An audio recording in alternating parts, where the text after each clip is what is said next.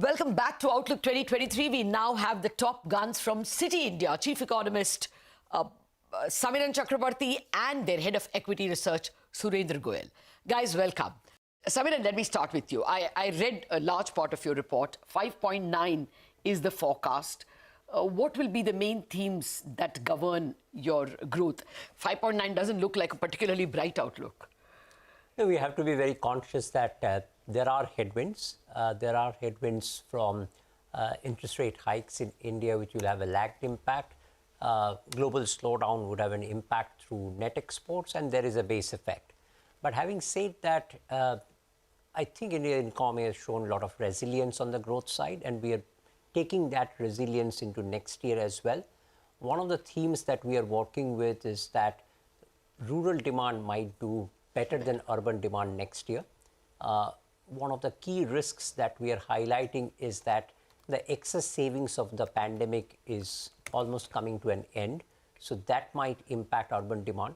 Whereas if we look at rural demand, then both on the agricultural side, where the winter cropping has been very good, and on the non-agricultural side, where we have seen a very sharp pickup in construction jobs, create the right backdrop for some improvement next year. And we expect public capex to continue, and we are probably somewhat more hopeful on the private capex side than some of the peers are. That's why probably we are closer to 6% on our GDP growth forecast, whereas some people might be looking at an even lower number. Yes, I've heard 5.5 on the street. Just one more question before I come to Surendra. It's a pre-election year. So does that mean something positive for rural households, which has a bearing on the stocks he will speak about?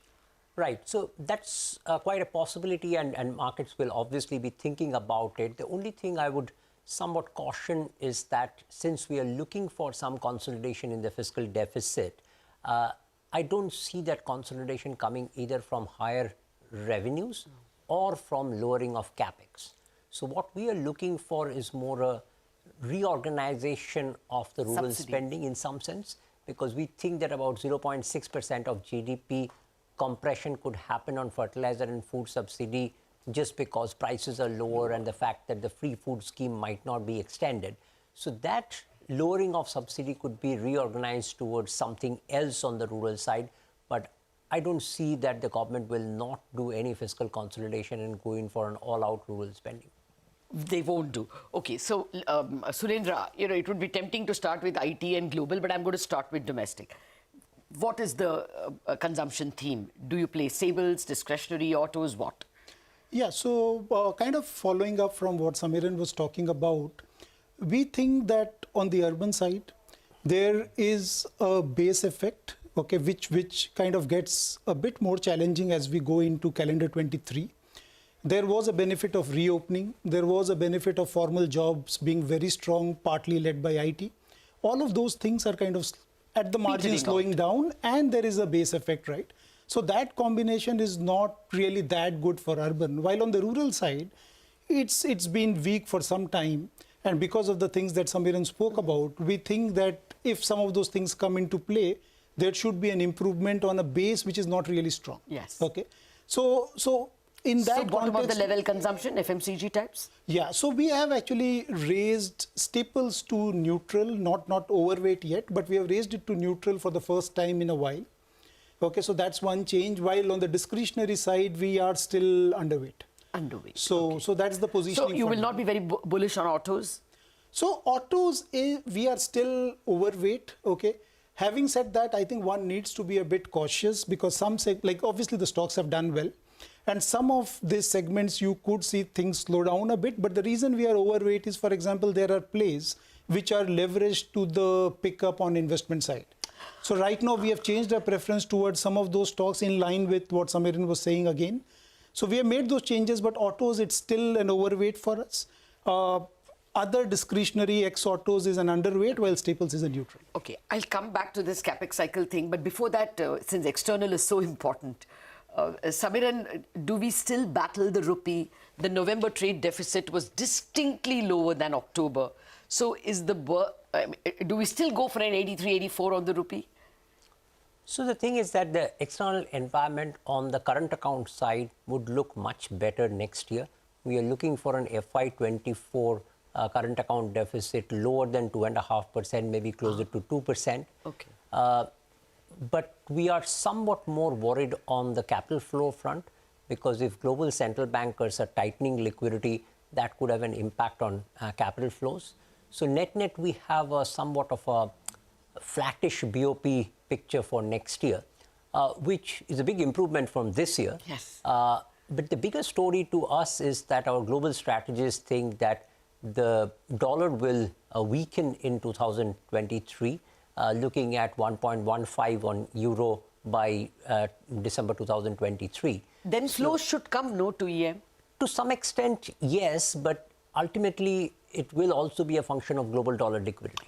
Okay. So if I take that view, then we are looking at rupee to come down towards 79.80 by end of the year, tracking somewhat the global dollar movement, because already in the current move, the 40-country RER is already coming very close to the lower band where RBI has been typically comfortable with. Okay. Well, the screen is screaming out your year-end projection. So let me come to that first. Surendra, what are the earnings forecasts for FY24? And of course, you have to give me a 23 as well, and then 24. And therefore, what's the gain for the Nifty? Yeah, sure. So we have a 13% growth for this year and then 14% next year. Nifty EPS. Yeah, Nifty EPS. It's again slightly below consensus, not really a very big difference. Having said that, on valuations, we are starting at a fairly high point, right? Currently, the market trades at 20 times 1 year forward. And if you look at on a relative basis, relative to EM, relative to yields, whichever way you look at it, it is on the higher side in the context of where it has traded. So we do expect that multiple tapers off a little bit, and that's how you get the target which we have put out, which essentially doesn't imply a lot of upside from here. Okay. Samiran already referred to global slowdown because of the tightening central bankers. Where does that leave IT? It's really fallen. So is all that bad news in the price? Where are you on those stocks? No, absolutely. So we have been getting a lot of questions because it's underperformed 30% so far this year versus the market. See, in IT, if I go back over the years, the variable which has really driven the valuation multiples is growth. Okay, and till the time you can get some certainty on growth outlook, or valuations really go to a point where you can say, okay, valuations are so cheap that I am ready to take that leap of faith. It's a great sector medium term, right? So right now we are neither here or there on either of those parameters. Okay. And that's the reason we are still, so we have been cautious for a year and a half. We are still cautious for now. And again, kind of just reminding people who keep talking about the 30% outperformance, yes, that even today, the sector trades at 22 times 1 year forward. Pre-COVID, 3-year average was 18 times. So it's not really cheap in that. The underperformance is kind of too much front and center. Okay, but valuations are not really cheap. Yeah, and they were falling from real highs, and that's why so perhaps... in fact, I was telling a client yesterday that if you look at the performance since Jan 1st of 2020, IT has still outperformed quite nicely. So we had a massive re-rating. We went to 32, 33 times earnings. Yes. So take your point. So even at 22, who is to say it won't fall to 18? Samiran, the capex cycle. We're seeing very good credit growth numbers. So is that something you would bet on?